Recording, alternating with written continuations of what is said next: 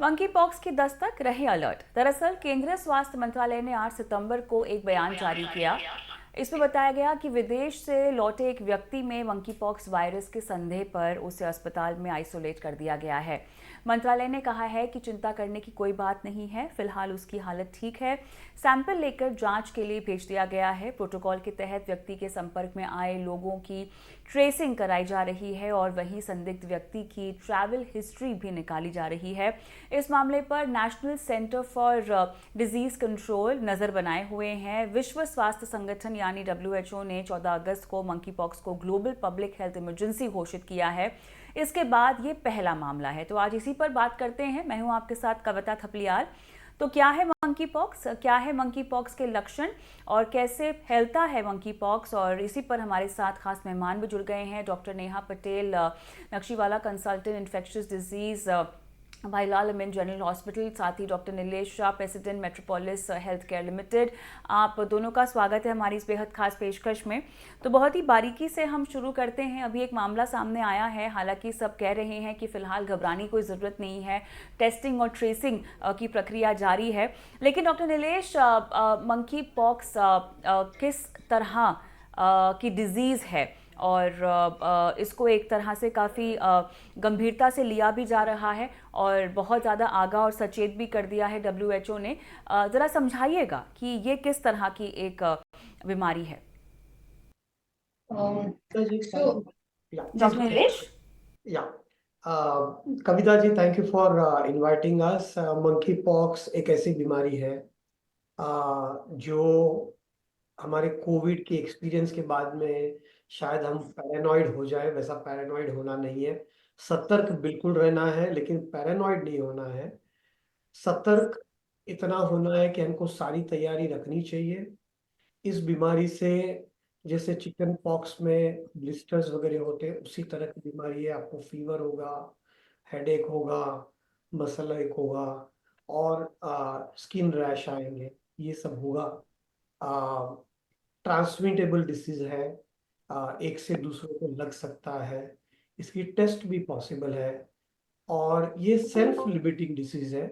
ये खुद ब खुद ठीक हो जाता है, लेकिन डॉक्टर की बहुत जरूरत पड़ेगी, क्योंकि इसमें जो भी आपकी तकलीफें हैं, जो भी आपके सिम्टम्स हैं, उनको अच्छी तरह कंट्रोल करना जरूरी है और दूसरों को फैले नहीं, उसकी भी केयर लेना जरूरी है।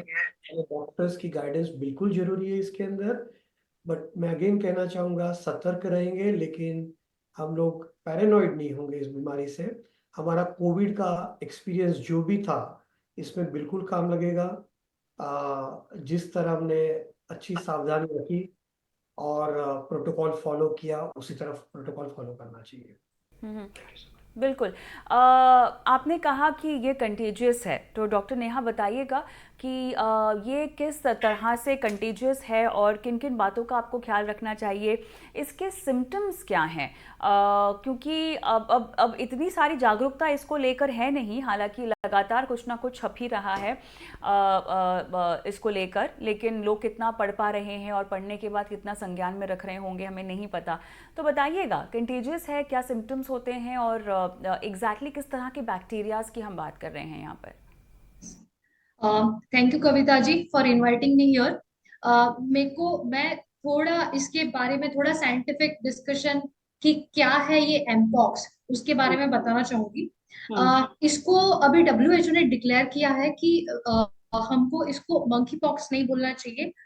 ये इसलिए नाम पड़ा था क्योंकि दैट वो पहले मंकीज में रिसर्च के टाइम पे 1958 में ये वायरस आइडेंटिफाई हुई थी, इसीलिए उसका नाम मंकी पॉक्स था। बट अभी उसको हम एमपॉक्स बोलते हैं। ओके। क्योंकि ये रेसिज्म नहीं होना चाहिए कि ये मंकीज की वजह से होता है, सो इसीलिए अभी हम उसको एमपॉक्स बोलते हैं।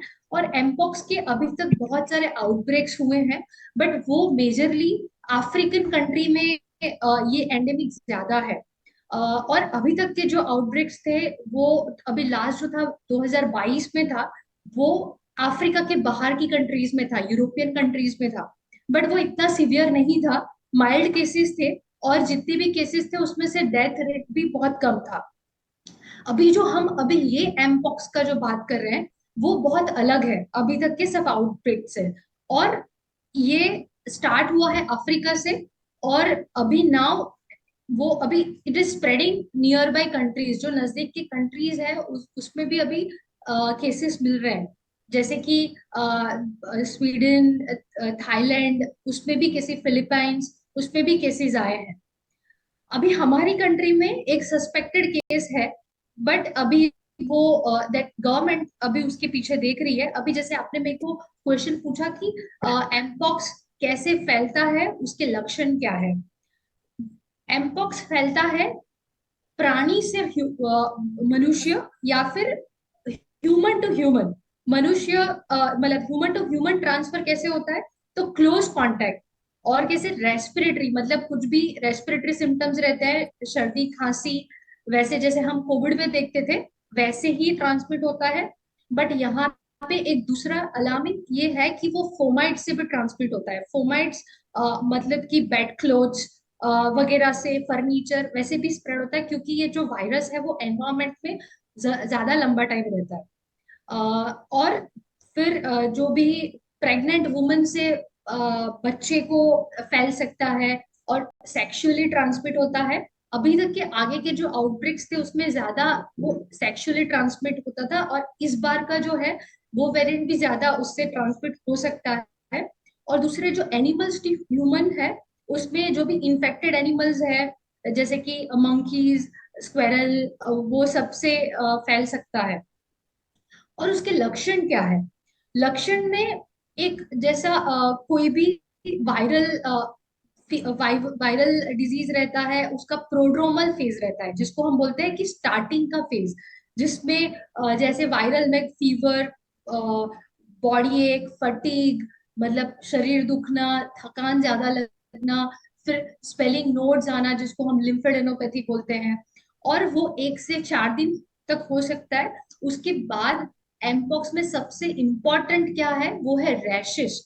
रैशेस मतलब जो चकामे होते हैं बॉडी पे, और उसके अलग अलग प्रकार से होते हैं। पहले छोटा होगा, फिर उसमें उसको हम बोलते हैं कि मैक्यूल, फिर पैप्यूल, वेसाइकल, जो मेडिकल वोकेबलरी में जो हम बोलते हैं। देन उसके बाद फिर वो क्रस्ट हो जाता है।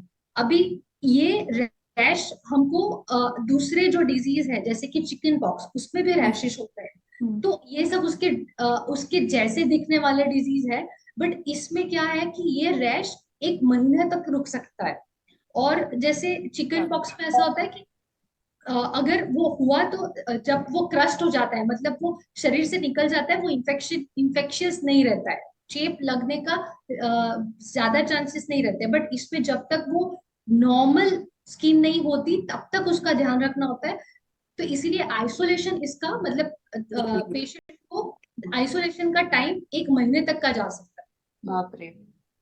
ओके, तो काफ़ी लंबा ट्रीटमेंट है इसका। लेकिन साथ ही अब क्योंकि हमें सिम्टम्स तो पता चल गए हैं डॉक्टर नीलेश, अब जानना ये होगा कि सिम्टम्स पता होने के बाद हमें किस तरह के टेस्ट कराने चाहिए। ऑब्वियसली पहले तो आप डॉक्टर के पास ही जाएंगे, और क्योंकि सिम्टम्स अब थोड़े आम भी हैं, बहुत सारी चीज़ों से मिलते जुलते ही हैं, except for the rashes part. मेरे ख्याल से एक बार रैशेस आपको आने शुरू हो जाए तब शायद थोड़ा सा किसी को लग सकता है कि कोई और बीमारी हो रही है। डॉक्टर्स के पास कब, किस स्टेज में आपको जाना चाहिए डॉक्टर नीलेश? किस तरह के टेस्ट जो हैं आपको कराने चाहिए, ज़रा कुछ बताइएगा।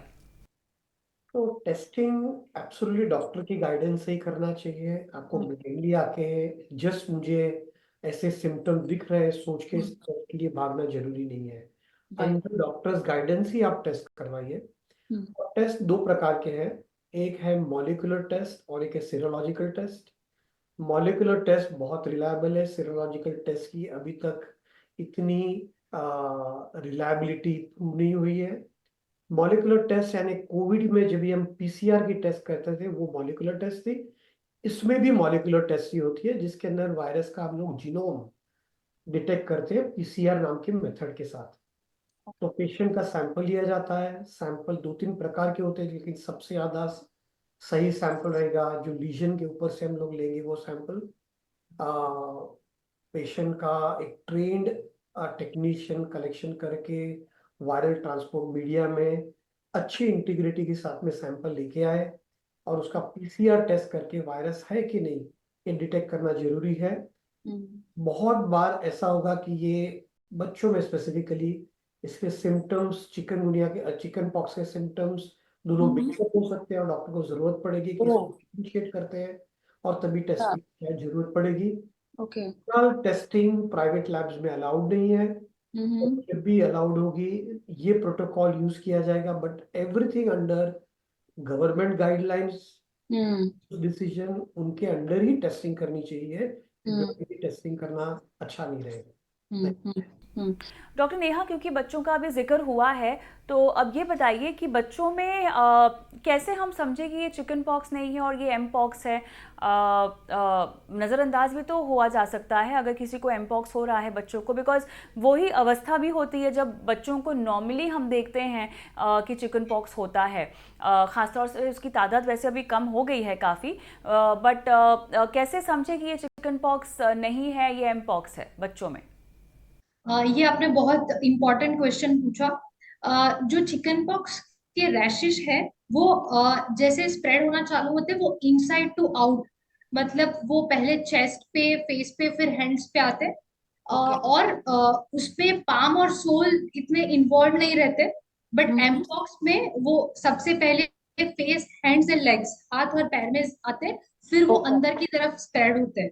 बट कोई कोई केसेस ऐसे होते हैं कि जहां पे डायलेमा फिर भी रहेगा कि उसका कि चिकन पॉक्स और ये एम पॉक्स का। तो चिकन पॉक्स में एट द सेम टाइम एक टाइम पे अलग अलग टाइप के रैश होते हैं, जबकि एम पॉक्स में एक टाइम पे एक ही टाइप के रैश होते हैं और फिर वो दूसरे टाइप के रैश में ट्रांजिट होते हैं।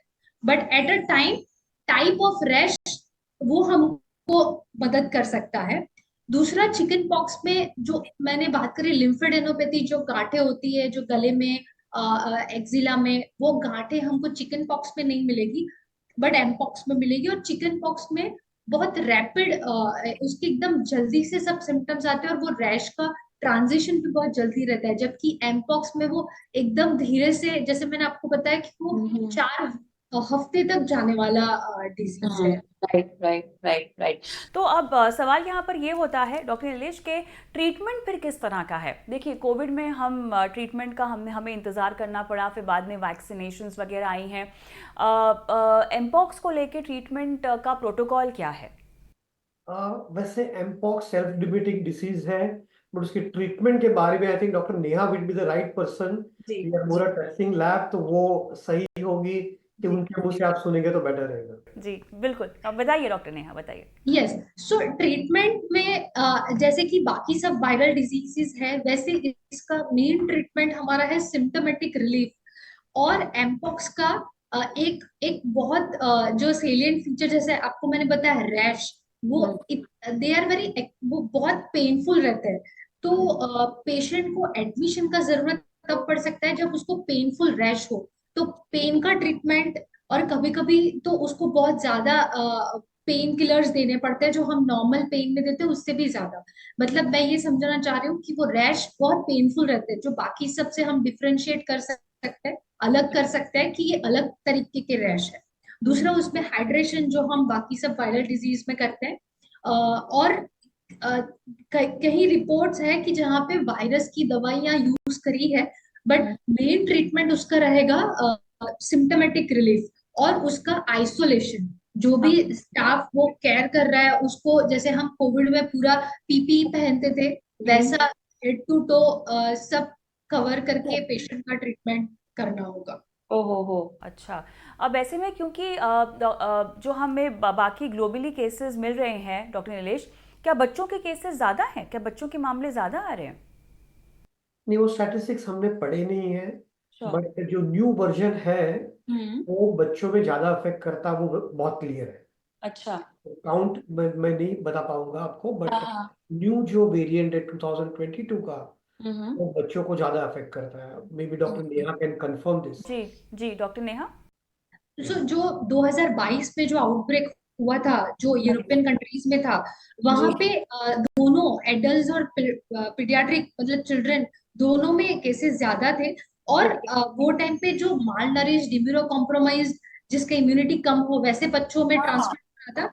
और वो क्योंकि जैसे मैंने आपको बताया कि वो रैश बहुत कॉन्टेजियस है, वो जैसे ही क्लोज कांटेक्ट में आता है तो बच्चों को भी होने के चांसेस इक्वली है या फिर ज्यादा, बिकॉज उनकी इम्यूनिटी अगर हम देखें तो एडल्ट से थोड़ी कम रहती है, क्योंकि उनका एज ग्रुप वो रहता है। तो केसेस है उसमें भी इक्वल या फिर थोड़ा ज्यादा केसेस हो सकते हैं। बिल्कुल।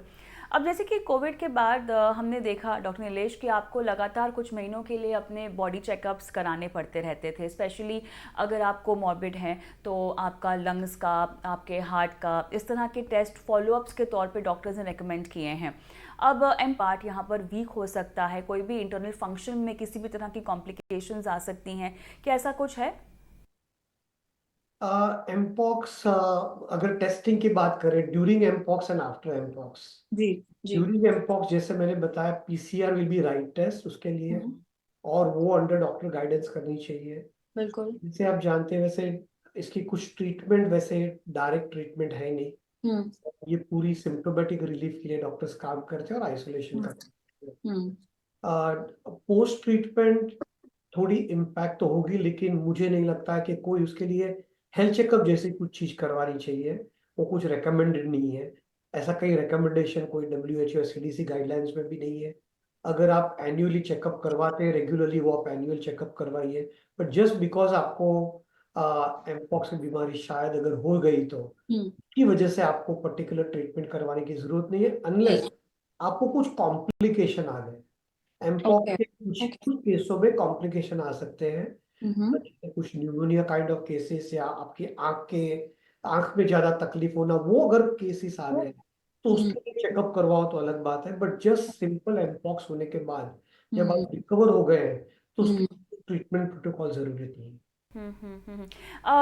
डॉक्टर नेहा, खान पान में फिर किस तरह का एहतियात बरतना होगा? ऑब्वियसली अब रैशेस क्योंकि इतने पेनफुल हैं और ये one of the main symptoms हैं जो मुझे आपकी बात से समझ में आ रहा है, उसे एग्रीवेट करने वाला ऐसा कोई भी आपको खाना नहीं खाना होगा, बदन को शायद ठंडा रखने को लेके खान पान का ध्यान रखना होगा, क्या डाइट, बिकॉज आपका आइसोलेशन भी तो 1 महीने का है, बहुत ज़्यादा है ये समय, और उस 1 महीने में आप बहुत पेनफुल दौर से भी गुजरेंगे, तो कैसे अपना डाइट को आपको संभालने की जरूरत पड़ जाएगी फिर?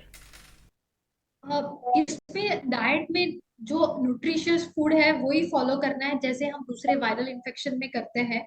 न्यूट्रिशन जो भी हमारा calorie rich, protein rich diet रहता है वही खाना है। हाइड्रेशन बहुत अच्छा रखना है, और इसका ड्यूरेशन जो है वो मतलब 2 हफ्ते से 4 हफ्ते तक जा सकता है, जब तक वो रैश के नीचे का स्किन नॉर्मल नहीं हो जाता।